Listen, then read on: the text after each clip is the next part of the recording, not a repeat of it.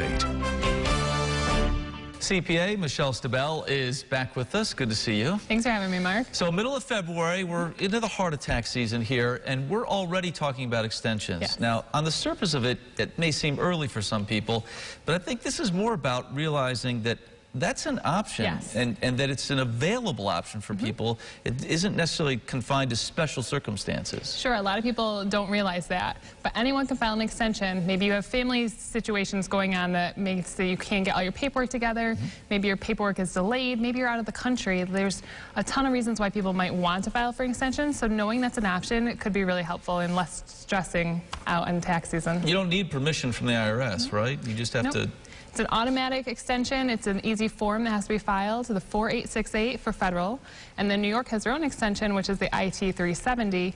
Basic forms, name, address, social security number, and that's about it. Electronically or on paper, they're really easy to file for extensions. All right, so then here's the question. Why doesn't everybody file for an extension, right? Good question. I mean, if it's so easy and available, why not just everybody do it? Yep, so two main reasons. One is somebody's getting a refund. They're not going to get their refund until they actually file their tax return. And two, the other catch is if a taxpayer owes money, the money owed is still due by the original due date, April 15th. The extension is just time to file the actual accurate tax return, but somebody needs to know their situation well enough to send in any tax due by April 15th and then figure out the paperwork later. Yeah, all right, it comes down to the money, really. Absolutely. Either plus or minus. Yep. All right, let's see here. What happens if a taxpayer doesn't file the extension by 4/15? We've had this question before. Penalties. Yeah. Nobody wants to pay penalties, and they can be high. The failure to file penalty, if somebody doesn't file a return or extension, can be 5% of unpaid tax per month. And then the failure to pay penalty is less severe, 0.5%.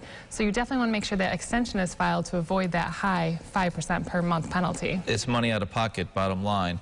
If a taxpayer is getting a refund but doesn't file by 4/15 or doesn't get that extension in, yeah, no penalty there, so that's okay. But you just don't get the money. They might not. If they wait over 2 years to file that return, they're super relaxed about it, then they might forfeit any refund. Okay, so you don't get the money right away, or you might not get it at all if you really are asleep at the wheel. Final thought here, because again, we're just getting into the heart attack season here, and yet this is something that people should be aware of. Yes, I think there's a lot of people who don't understand that extensions are available. You're not going to get audited. There's no risk of the IRS coming back and saying, we're going to audit you for this.